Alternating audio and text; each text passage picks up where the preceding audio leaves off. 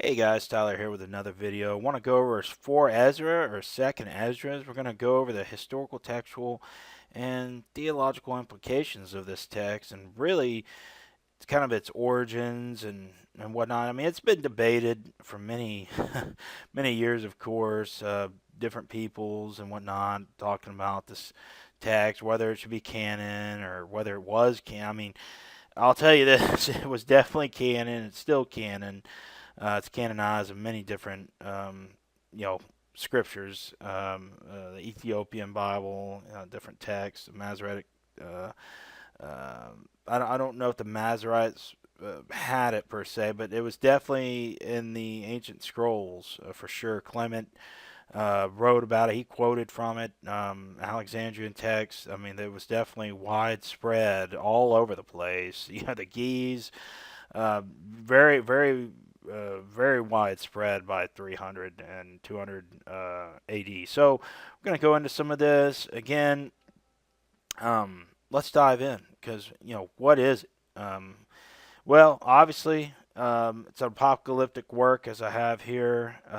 It was definitely widespread. It's used in early church, and let's go into these points I have here. So, for one, many people look at it and they're like, oh, well, this couldn't have been dated this because this looks like it was referring to this emperor here and there, but they don't really take into consideration the Hebrew and the fact that it's an apocalyptic text, okay? These things convey archetypes as the ancient Hebrew does, and it's really symbolic and visionary literature, okay? There is some things there, but it's really prophetic language. It's vivid imagery, and the same things we see in Daniel, Revelation, Ezekiel, and stuff like that. I mean, biblical and Second Temple apocalyptic literature like these are really symbolic and trying to convey ideas, honestly. And if we sit there and look at the literal historiography of these texts and not, do proper exegesis and really look at the type of language that was originally used and the imagery and all these other things, then we do not do due diligence. And really, we can do what's called eisegesis and not exegesis. So it's very important to look at these as they are. Yes, I mean there are writings that things are happening, and when these texts are rewritten, as they all are. I mean, even Moses with the Torah and whatnot. I mean, how do you think he's going to write about his death and stuff? I mean, these things were rewritten and added context with geological and historical significance embedded in the text, so the reader will understand things as they apply at the time. Okay, so there's a lot of vivid imagery and for Ezra or second Ezra's, and we can't just sit there and look at these as strict chronological markers, right? Like the text in chapter 10, verses 19 through 24, or whatnot, because if we look at these and sit there, okay, this applies to the events in 70 CE, or 70 AD with Titus and whatnot. Well, it really imposes, assumptions onto the text, and it's not really meant to be read as such. So that's point one. Point two here is that these dating methods are really typological. Okay, they're not based on the actual manuscripts. Okay, you go and look at all these texts, or arguments that people are talking about with these texts, and they sit there and apply these 70 to 100 AD dates on this text, and really these are typological interpretations. Okay, they're not. It's not direct evidence of the manuscript dates themselves. Okay, so it assumes that, okay, yeah, Babylon is Rome, and the Second Temple destruction is really the Roman sack of Jerusalem, all these other things, and that Ezra is really a post-temple author when, we look at the actual text itself, it never names Rome, it never names Titus, it never names the Second Temple. Instead, it really puts these settings in there, like this exile, Babylon, Ezekiel, Daniel, and there's archetypes being relayed here. And I think if we sit there and look at these things and try to fit it through a certain lens, and impose these other typological interpretations onto the text, not let the text speak for itself and the language in the text speak for itself, then we get some problems, because as we all know, the Hebrew language itself is very it's very archetypical in that it relays constructs. For example, Elohim, or Rahia, or you know. Think of the word, a ruach, right? These things like the aleph lamed, these denote like authoritative instruction from a source or something like that. These things look like things, like the Mem Safid, or the waters, and so that's something to denote that the language itself is very, very descriptive in that. So, of course, 100 CE is a plausible date, when you're looking at it, but we really have to look at these things in a prophetic lens, okay? Because that's really what the text is. I mean, it's really meant to be interpreted in an exegetical manner, and you have to. That's just one of the factors you have to consider prior to even looking at the dates. Is the text itself, right? So just want to point that out in my second point. And guys, feel free to debate me on this, or tell me I'm wrong, but I've looked at canonization and canonicity for many years, and that thing, that looking at the text itself is one of the critical pieces, and textual interpretation of any ancient text is the actual language. So that's something that has to be considered. Okay, so let me go to the next slide. So the fact is that this text is a layered composition. Okay, like I was saying a little earlier, we see that there's some layering here, including older traditions, prophetic visual material, and different framing that really supports this as an early Jewish composition.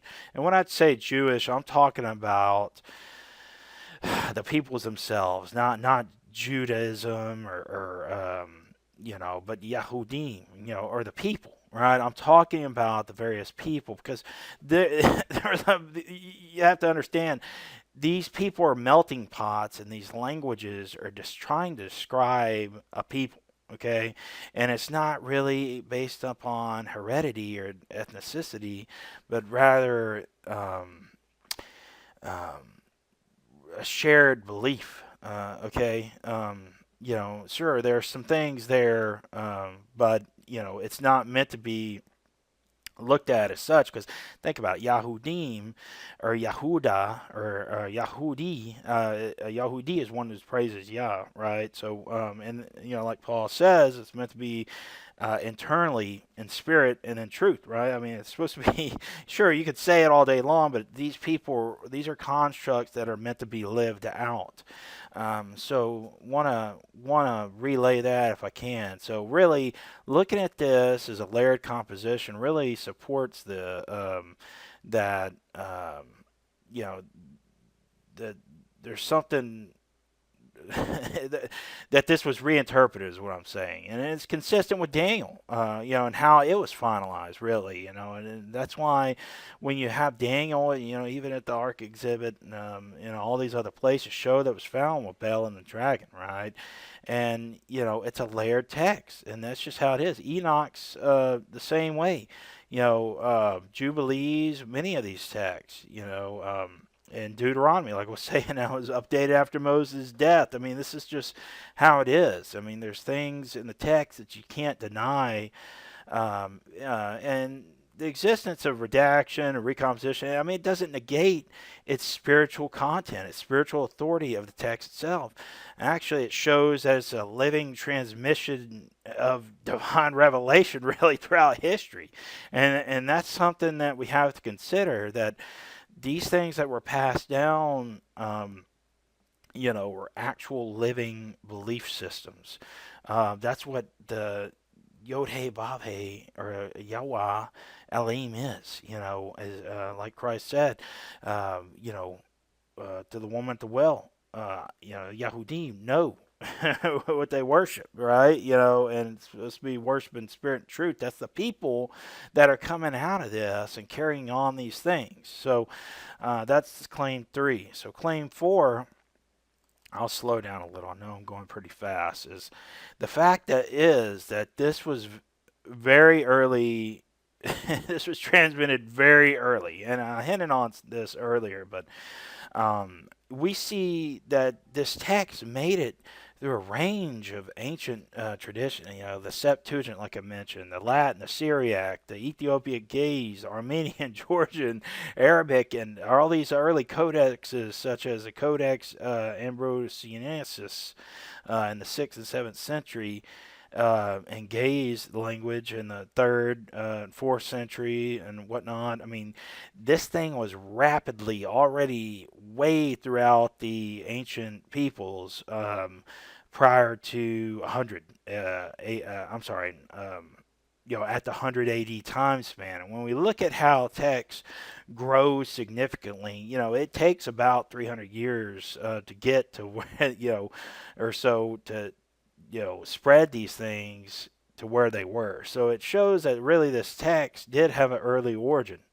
And again, most people claim the whole that was rewritten around 100 AD, 200 AD, or whatnot. But the fact is that this diffusion of this text is really incompatible with this idea that there's a medieval origin and whatnot. But it actually supports the Second Temple providence, that this text was definitely, I guess you'd say, robustly encompassed in the second temple period. So it's just too widespread, it's too coherent, it's too integrated within the early church tradition throughout all these peoples to be a late fabrication. And that brings me to my next point, is that Clement of Alexandria quotes directly from this text in his Stramata. And this, of course, is in Alexandria area where, the Septuagint was formulated with the 70 elders and all that. But again, Clement's from 150 to 215 AD, guys. He's quoting from this passage. So we know it existed very profound by Clement's time, and it was well known in Clement's time. So he quotes from it in his Stramata.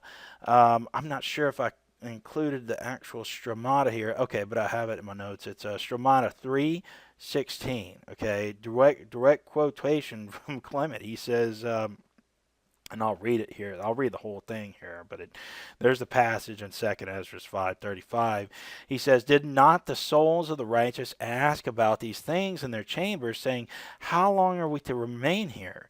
And when shall the fruit of our reward come?" So he quotes this, and I encourage you guys to go look at his Stramata and get some of the context as why he's quoting this. But, these guys really dive into this. And you remember, Clement was in the some of his writings were in the Ethiopian Bible, already firm at the time after his death.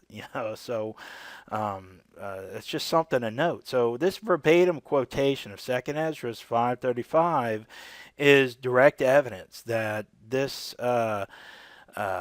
this text was already viewed as scripture, because he doesn't call it apocryphal. He actually defends its inclusion and qualifies its authority, and he treats it just as he would Isaiah, Jeremiah, Ezekiel, as a prophetic authority. Okay, and this proves that by late second century, Second Esdras is already mainstream. I mean, it's just how it is. It was a mainstream discourse, and it was treated as prophetic revelation. You know, when I was learning about canonicity in school, one of the things are, oh, is it authoritative? Oh, is it prophetic? Is it authentic? Can we trace its chain of custody pretty much? And Second Esdras meets all these criteria as to what would be included as canon. And yes, it was actually canonized as a deuterocanon. It's in the authorized version of the King James Bible, the Geneva Bible, like I said, the Ethiopian Bible. So yeah, it's canon, it's scripture. There's no debate about it, and the early church accepted it as such. So, again, it's a prophetic authority, and it's something to consider. So let me go to my next slide. I have a couple sources here that are used in this. Again, R.H. Charles. Pseudepigrapha just means, a lot of people are like, oh, that means it's fake, it's a forgery. No, that means it was actually rewritten for the attributing of something. A pseudepigrapha means it was written in the name of someone or rewritten in the name of someone. Paul's writings are all pseudepigrapha. That doesn't mean that Paul didn't have a hand in writing them, right? I mean, if you look at some of these, it'll tell you who wrote it. Lucius or some of these other people in there. I forget some of the names, but you go and read it. It's in your scriptures. But again, for Ezra should be understood as an early Jewish Yahudi, right, a people's a Hebrew apocalyptic work composed in this form, right? And it draws on these older transmitted ideas and archetypal archetypes. That were conveyed throughout the language and widely spread across ancient Christian cultures. Okay, it's dating from 70 to 100 CE, is based on a typological interpretation rather than textual, I guess you'd say necessity or textual evidence, and it's a spiritual authority. Its spiritual authority itself is confirmed by the early church. This is Clement, and there are others I didn't even include in here, but Clement's a heavy hitter because it's documented, it's accepted, and there are more witnesses. I just don't have them in this, but that because he the direct quote. I mean, it doesn't get any better than that. So. But yeah, I mean, it's a layered text, and by the late second century, these things were already functioning. In the intellectual centers of of debate with what was going on after Paul wrote Acts and Corinthians, and all these texts were already being really super spread throughout the church right after the destruction and diaspora. So it's something to note, and I hope this is a blessing to you guys. And consider looking into this further and build upon what I have here, because this is just the beginning. There's more to show that this is actual scripture. And if it's not enough that the early church accepted it, I don't know what to tell you. But anyways, that's all I have for you guys. Hope this has been a blessing. Thank you, and see you next time.